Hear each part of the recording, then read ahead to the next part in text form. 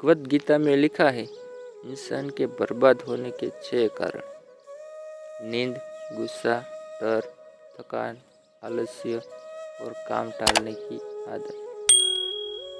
एक बहुत ही भोला भाला सा आलसी लड़का था। वह कोई काम नहीं करता था, बस खाना खाता, घूमता और सोते रहता था। एक दिन उसे किसी ने बताया कि एक आश्रम है जहाँ पर कुछ नहीं करना पड़ता है। हर 2 समय का खाना और नाश्ता मिलता है, तुम वहाँ जाकर के रहो। उस आलसी लड़के ने सोचा कि ये तो बहुत ही बढ़िया है, और वह उस समय आश्रम में जाकर रहने को सोचा। और फिर वह भोला भाला आलसी लड़का अपना सारा सांसारिक जीवन छोड़कर उस आश्रम में जाकर रहने लगा। आश्रम में गुरुजी रहते थे। वह कुछ समय सबको प्रवचन देते। वह आलसी लड़का सुनता था, बाकी समय आराम करता था और फिर भर पेट खाना खाकर सो जाता था।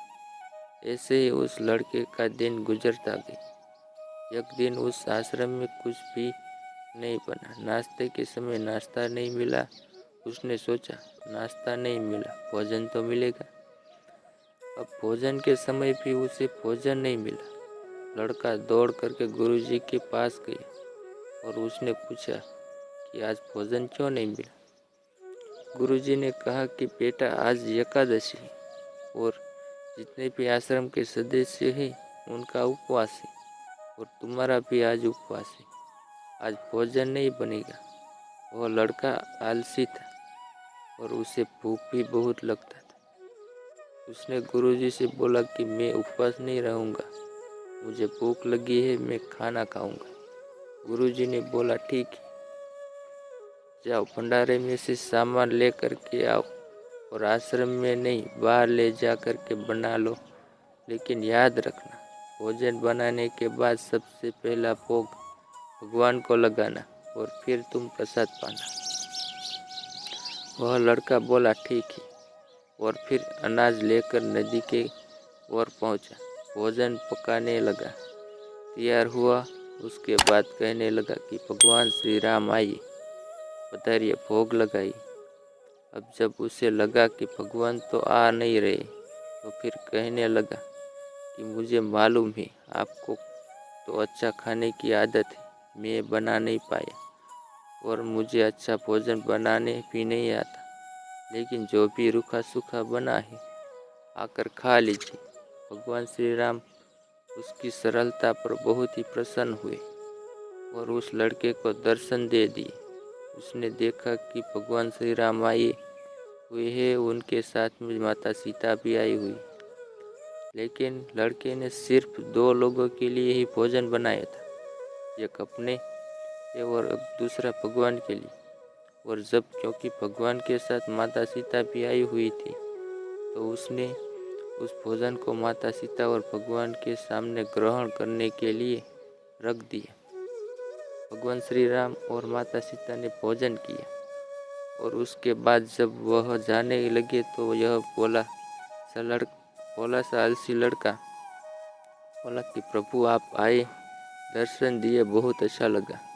मुझे खाने को कुछ नहीं मिला, लेकिन कोई बात नहीं। लेकिन आपसे एक विनती है कि अगली बार जब आप आएंगे तो कितने लोग आएंगे ये बता दीजिए, ताकि मैं उतने लोगों के लिए भोजन बना कर रखूं। भगवान श्री राम मन ही मन मुस्कुराए और फिर अंतर ध्यान हो गई। लड़का आश्रम गया।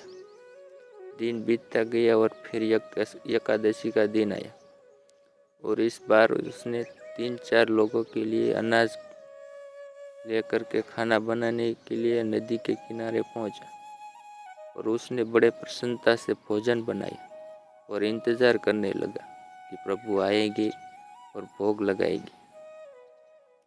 इस बार लड़का देखता ही कि भगवान श्री राम पूरा राम दरबार लेके आए, जैसे माता सीता, लक्ष्मण, भरत, हनुमान जी और सभी लोग आए। लड़के ने 3-4 लोगों का भोजन बनाया था और इस बार भी भोजन कम पड़ गया।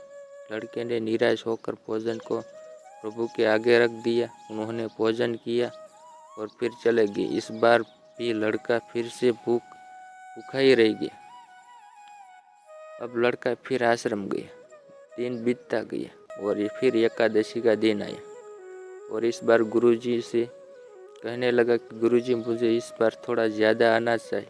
गुरुजी सोचने लगे कि यह इतना सारा अनाज का करता क्या है, कहीं इसे बेचता तो नहीं। फिर उन्होंने यह कहा कि ठीक है, भूख से परेशान रहता है।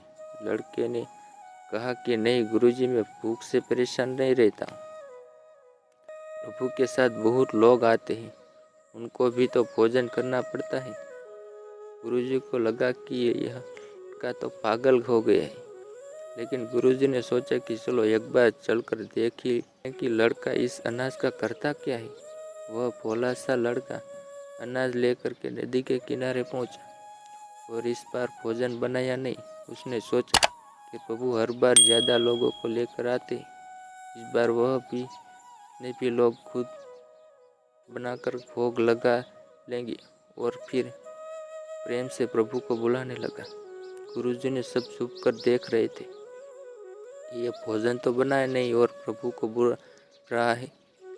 लेकिन लड़के ने देखा कि इस बार प्रभु के साथ बहुत से लोग आए हैं, तो उसने प्रभु के सामने हाथ जोड़कर कहा, प्रभु मुझे माफ़ कर, आप बहुत सारे लोग आते हो, मुझे संख्या पता नहीं होती है और मेरी हिम्मत भी नहीं होती कि इतने सारे लोगों के लिए भोजन बनाऊं।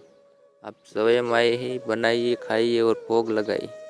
प्रभु मुस्कुराते हैं और अपने साथ आए सभी लोगों के साथ मिलकर भोजन बनाने लगते। गुरुजी ने यह सब छुप कर देख रहे थे और फिर लड़के के पास आकर के कहते हैं कि तुम ये कर क्या रहे हो। लड़का कहता है कि गुरुजी, आपको दिख नहीं रहा है, भगवान श्री राम पधार चुके हैं, माता सीता आई हुई है, भगवान हनुमान जी आए हैं और भी सभी लोग आए हुए हैं, भोजन बना रहे हैं। गुरुजी ने बोला कि पागल हो गए हैं, मुझे तो कोई दिख नहीं रहा है। लड़का गुस्सा हो गया और बोला, प्रभु आए, ये क्या कर रहे हो, यह तो मुझे भूखा रखा है और गुरुजी को दर्शन नहीं दे रहे हो, जो मुझे पागल समझ रहे, कृपा करके गुरुजी को दिख जाओ। भगवान बोले, नहीं, मैं उन्हें नहीं दिख सकता। लड़का बोला, क्यों नहीं दिख सकते, मेरे गुरुजी तो बहुत महान है, बहुत बड़े ज्ञानी और ज्ञाता है। भगवान बोले, हाँ, ज्ञानी और ज्ञाता है वो होंगे, लेकिन तुम्हारी तरह सरल नहीं है। जो सरलता तुम में है वो तुम्हारे गुरुजी में नहीं।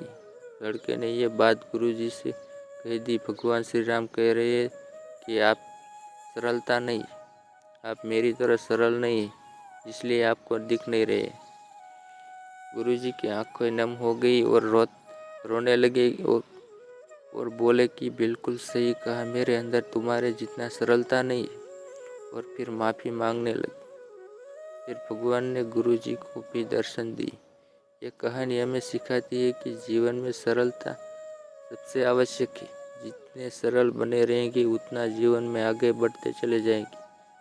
जब आप सरल होते हैं तो आप खुद भी मुस्कुराते हैं और दूसरों को भी मुस्कुराने की वजह देते हैं।